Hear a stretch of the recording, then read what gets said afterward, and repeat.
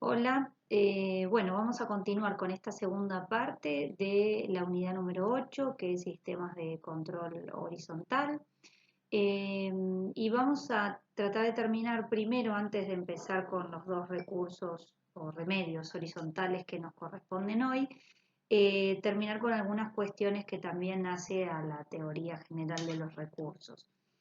El primer punto es lo que se llama los límites del conocimiento de la alzada. ¿A qué nos referimos con los límites del conocimiento de la alzada? Van a ver, depende de dónde estudien, que algunos autores o también en el conocimiento de los abogados hay un error muchas veces que tiene que ver con que uno cree que la Cámara en realidad, los jueces de la Cámara, el tribunal colegiado tienen más poder que el juez de primera instancia, porque en definitiva es quienes crean la que es la sentencia definitiva. Pero esto en verdad es un error porque el juez de primera instancia es el dueño de todos los hechos, es el que tiene delante suyo la posibilidad de evaluar todos los hechos controvertidos en la causa y evaluar la totalidad de las pruebas rendidas a los fines de construir con esta operación de subsunción jurídica, que es la fijación de los hechos de la causa, la subsunción en la norma abstracta o normas abstractas y la creación de una norma individual, que es la sentencia de ese caso concreto. Esta operación la puede hacer con la totalidad de las cuestiones que hayan sido sometidas al debate, tanto en cuestiones de hechos como en materia probatoria, para construir esa sentencia y esa decisión individual, esa norma individual del caso concreto.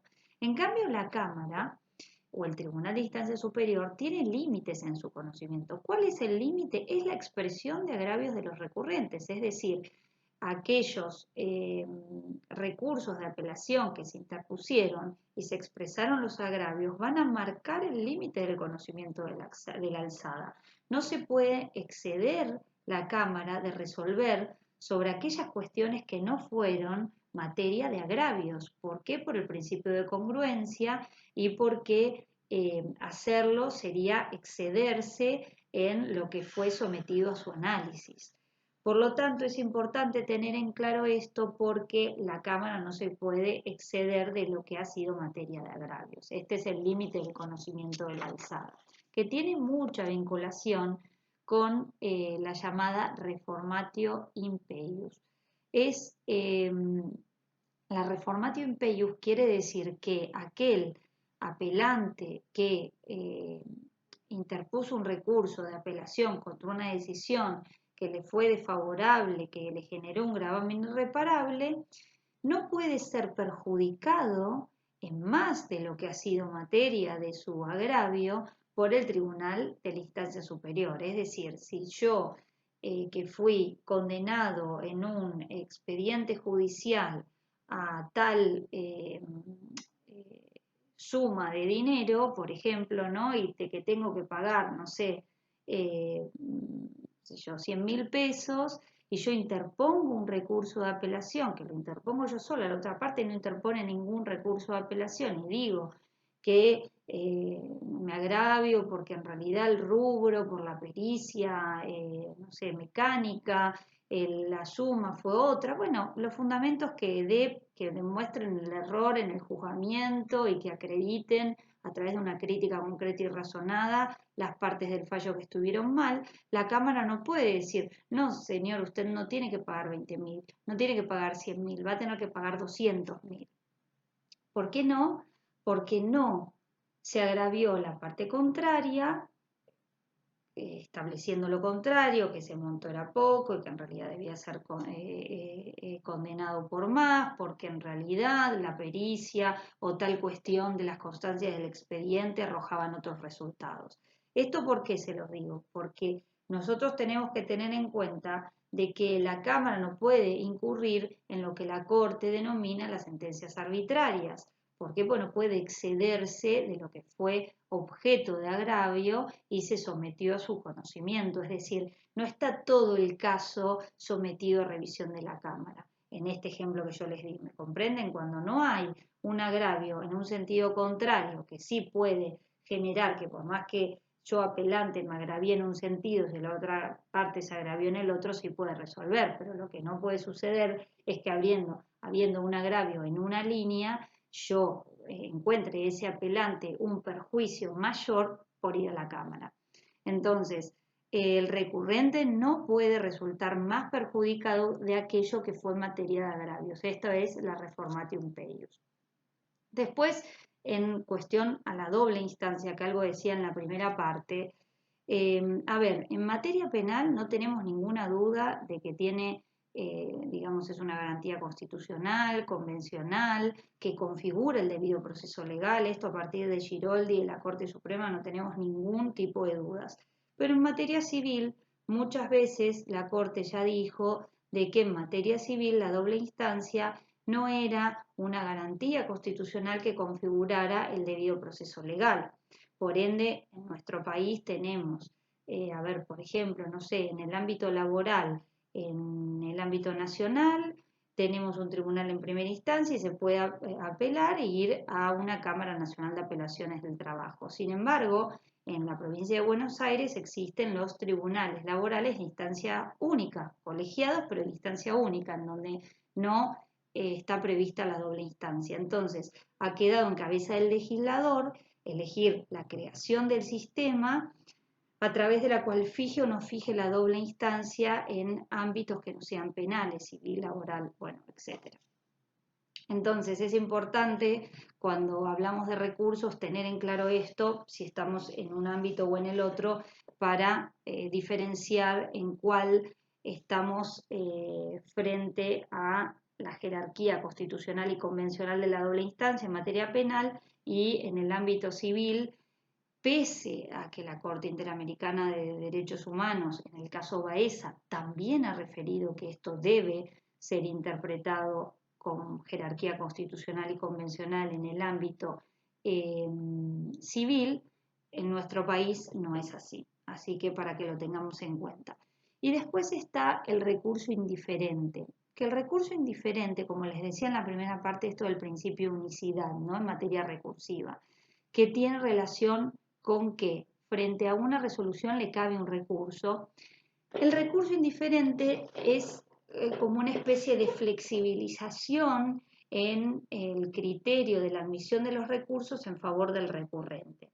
¿Qué quiere decir? Por ejemplo, si interponemos un recurso de revocatoria con apelación en subsidio, si bien la revocatoria se interpone dentro de los 3 días y la apelación dentro de los 5, obviamente como va una en subsidio a la otra, deben interponerse las dos dentro de los 3 días.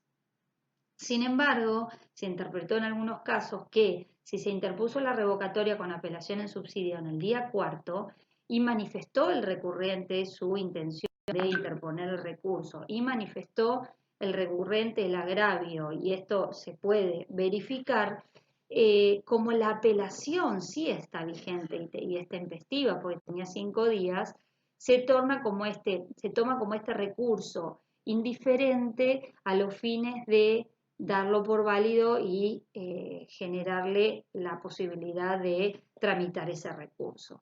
Pero bueno, son casos puntuales como este ejemplo que le di de la posibilidad de recurso indiferente. Bueno, en términos ya de recursos verticales o de medios de impugnación verticales, vamos a tener dos. Horizontales, me enganché con otra cosa. En términos de medios de impugnación y de remedios o recursos horizontales, que es lo que tenemos que ver en esta unidad, vamos a tener dos, como dijimos cuando los clasificamos. Uno es la aclaratoria y otro es la revocatoria. La aclaratoria la vamos a encontrar no en la parte donde comienzan los recursos, que es 238 y siguientes del Código Procesal. Vamos a encontrarla en el 166, inciso segundo, para la primera instancia. Que veamos en el Código que ese artículo se refiere a la actuación del juez posterior a la sentencia. Y entonces dice: pronunciada la sentencia, concluirá la competencia del juez respecto del objeto del juicio y no podrá sustituirla o modificarla. Le corresponderá, sin embargo, y Bueno, en el 1 dice ejercer de oficio antes de la notificación de la sentencia la facultad que le otorga el artículo 36, inciso sexto. Los errores puramente numéricos podrán ser corregidos aún durante el trámite de ejecución de sentencia. Bueno, ahí tiene la posibilidad de corregir un error. Y después dice el inciso segundo, corregir a pedido de parte formulado dentro de los 3 días de la notificación y sin sustanciación cualquier error material, aclarar algún concepto oscuro sin alterar lo sustancial de la decisión y suplir cualquier omisión en que hubiese incurrido sobre algunas de las pretensiones deducidas y discutidas en el litigio. Entonces, veamos que acá en la actuación del juez posterior a la sentencia, el juez va a poder corregir a pedido de parte. Dentro del tercer día, acá vamos a decir que la aclaratoria, el recurso de aclaratoria lo vamos a poder. Va a funcionar de oficio antes de la notificación de la sentencia en cualquier momento. Pero a pedido de parte tenemos en primera instancia que hay que interponerlo dentro de los 3 días de dictada la resolución de notificada, ¿no? O en el momento de una audiencia, si lo que hay que corregir es una resolución que se adopta en el marco de una audiencia, hay que interponerlo en el momento. ¿Bien? Y en la segunda instancia, en el plazo de 5 días para corregir la resolución. Pero veamos que el recurso de aclaratoria tiene 3 objetos: corregir un error, un concepto oscuro o una omisión.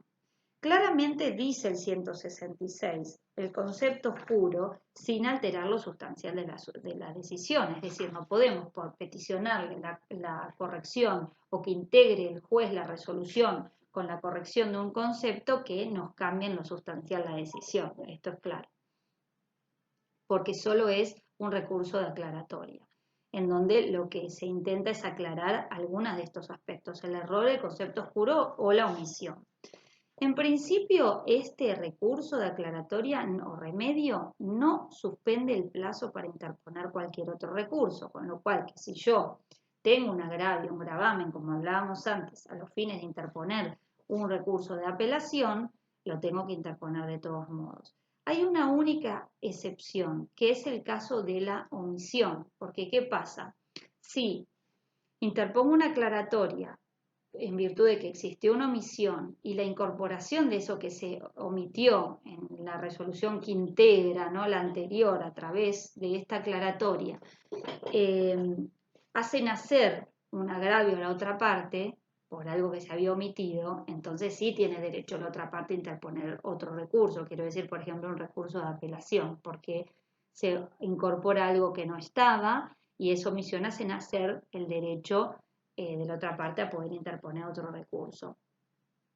Pero básicamente el recurso de aclaratoria o el remedio de aclaratoria a los fines de pensarlo como horizontal es aquel que claramente se interpone y se funda ante el mismo juez que dictó esta resolución, y este juez va a integrar esa resolución con motivo de este recurso o este remedio, digamos, corrigiendo ese error, que puede ser numérico, aritmético, lo que sea, el concepto oscuro, porque no se interpreta o porque por su forma en la cual fue redactado puede dar lugar a 2 interpretaciones, entonces a los fines de evitar esa confusión se le pide la aclaración de ese concepto oscuro. Y lo mismo la omisión, si hay algo que se omitió y fue objeto de, digamos, de las pretensiones y es algo que no va a modificar lo sustancial de la decisión, se podría pedir vía aclaratoria. O a los fines o inclusive a los fines de que el juez se pronuncie sobre eso que se omitió, y en su caso nacerán las posibilidades de interponer recurso de apelación. Este es el recurso de aclaratoria. La diferencia con la aclaratoria a la sentencia de la Cámara es que ahí tenemos el plazo de 5 días para interponerla luego de dictada y notificada, digamos, la sentencia de la Cámara. El plazo es mayor. Bien, hasta acá el recurso de aclaratoria. El recurso de revocatoria está previsto en los artículos 238 y siguientes del Código Procesal. Ahí sí ya estamos dentro del código de lo que se refiere a los recursos. El 238 en procedencia refiere el recurso de reposición procederá únicamente contra las providencias simples, causen o no gravamen irreparable, a fin de que el juez o tribunal que las haya dictado las revoque por contrario imperio.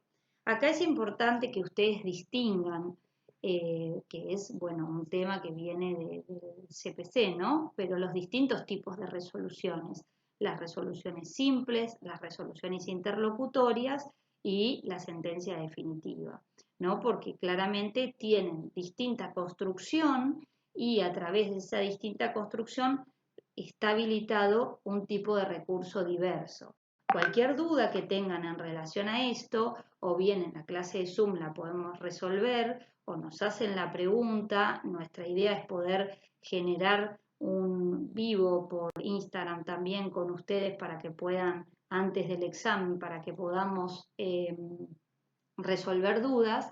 Pero bueno, las cuestiones que a lo mejor vienen con o poco recuerdo o una mala formación del CPC, es importante que ustedes las pregunten, si cuando las leen no las entienden, a los fines de poder entender estas diferencias, porque fíjense que la revocatoria solo procede contra providencias simples, causen o no gravamen irreparable, no procede contra otra resolución. Entonces, eso en cuanto a la procedencia. ¿Cuál es el objetivo de la revocatoria? Es que el mismo juez, porque se interpone dentro de los 3 días ante el mismo juez que dictó la resolución, entonces que ese mismo juez revoque por contrario imperio la resolución que dictó. Él mismo va a admitir la existencia del error y revocar esa resolución por contrario imperio, ¿no? Porque es el mismo el que va a dictar esa nueva resolución que tiene por finalidad revocar la anterior. Acá veamos que hay 2 aspectos importantes a tener en cuenta. ¿Cuál es el trámite de la revocatoria?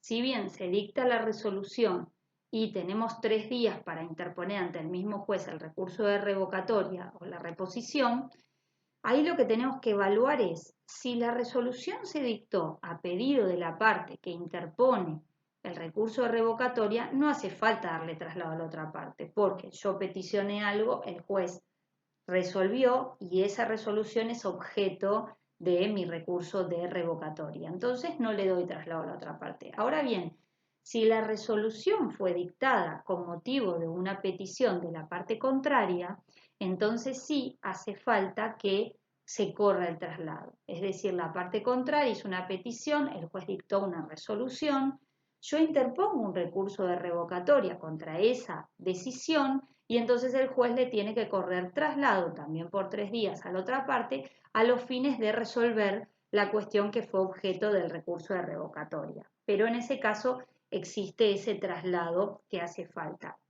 Inclusive, depende cuáles son los hechos controvertidos y cuál es la situación del caso concreto. Si la revocatoria es muy compleja, el juez le puede dar trámite incidental y permitirle a las partes ofrecer prueba o producir prueba en relación a la situación que se haya suscitado y para resolver la revocatoria de que se trate, ¿no? Esto en el caso concreto, dependerá de la situación, pero también le puede dar el trámite incidental. Y acá tenemos también, para distinguir, cuándo hace ejecutoria el tema de la ejecutoriedad de la revocatoria, ¿no?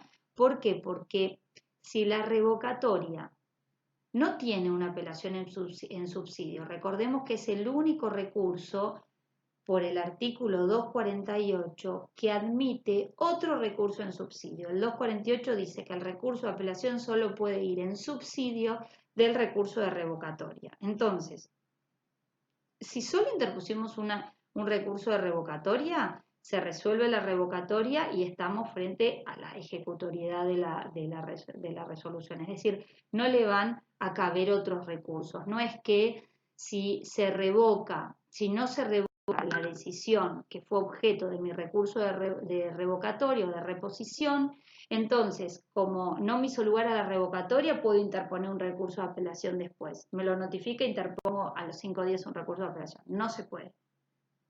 Si no tenemos una apelación interpuesta en subsidio, ejecutoriedad de la revocatoria. Quiere decir, no le cabe otro recurso. Esa es una opción de excepción, digamos. Hay ejecutoriedad de la revocatoria, salvo que exista una apelación en subsidio, en donde si existe una apelación en subsidio y se rechaza la revocatoria, ¿qué va a pasar? Le corre traslado a la otra parte de los fundamentos de la revocatoria que van a ser usados como fundamentos del recurso de apelación. Por eso hay que distinguirlo del recurso de apelación porque es un remedio que se interpone y se funda en el mismo momento, no tiene dos momentos como el recurso de apelación, uno en la interposición y otro en la fundamentación, sino que ante el mismo juez que lo dictó y en un solo escrito se interpone y se funda. Entonces luego la apelación toma los fundamentos de la revocatoria, porque claramente son los mismos, entonces toma esos fundamentos y se corre traslado a la otra parte, cuando hay una apelación en subsidio. Y el otro supuesto es que, dictada la resolución, interpuesto el recurso de revocatoria o la reposición, el juez hace lugar a la revocatoria, o sea, revoca la decisión, entonces nace el plazo y la posibilidad para la otra parte, si es que le causa un gravamen irreparable, de interponer un recurso de apelación. La otra parte que no había interpuesto ningún recurso. Entonces puede interponer un recurso de apelación. ¿Por qué? Porque el juez revocó la decisión que había dictado y eso puede causarle un gravamen. Entonces tenemos ejecutoriedad de la revocatoria, salvo que la revocatoria sea interpuesta con un recurso de apelación en subsidio o salvo la apelación de la contraria, cuando estemos en ese marco de situación. Así que bueno, por esta unidad 8 no vamos a tener, no hay más temas. Está bueno, perdón, está la reposición in extremis, que es lo único que me faltaba. Bien, perfecto, está la reposición in extremis. La reposición in extremis es una creación de la doctrina en cabeza de Peirano, del doctor Peirano, que ha creado como este remedio que él lo denominó como un remedio heroico y excepcional, fue receptado por la Corte Suprema y que se admite en aquellos casos muy excepcionales en los cuales existe un error de juzgamiento o de procedimiento, por ejemplo, frente a una sentencia en la Cámara, o sea, una sentencia en la segunda instancia, en la cual, a los fines de evitar la vía, o tal vez ni siquiera exista cuestión federal como para poder acceder a la Corte, pero a los fines de evitar cualquier vía extraordinaria, poder resolver en el marco de esa reposición in extremis alguna cuestión que realmente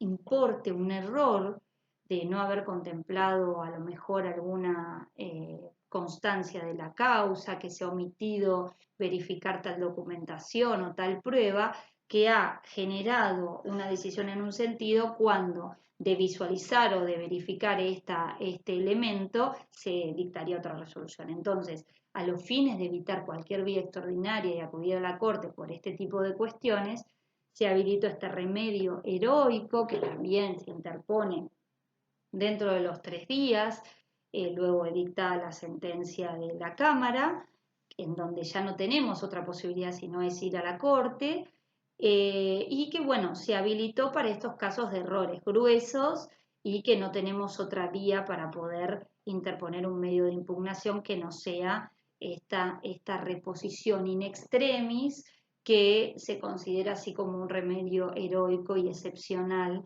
a los fines de resolver una cuestión que ha generado un error tan notorio que a través de este recurso de reposición extrema se va a poder resolver, porque verificada, por ejemplo, tal documentación, la Cámara va a poder revocar ese aspecto en el cual se equivocó o cometió un error de juzgamiento o de procedimiento. Así que bueno, eso me quedaba, que es, si bien es una creación de la doctrina, sí tiene bastante reconocimiento, inclusive de la Corte Suprema de Justicia de la Nación. Así que bueno, ahora sí, terminé los temas de esta unidad 8, quedamos a disposición, ya sea por las vías, digamos, que ustedes ya conocen, así que nos pueden hacer las preguntas que necesiten y que consistan en ampliar cualquiera de estas explicaciones. Pero bueno, con esto me despido. Así que espero que sigan bien. Nos estamos viendo en poquito tiempo. Chao, hasta luego.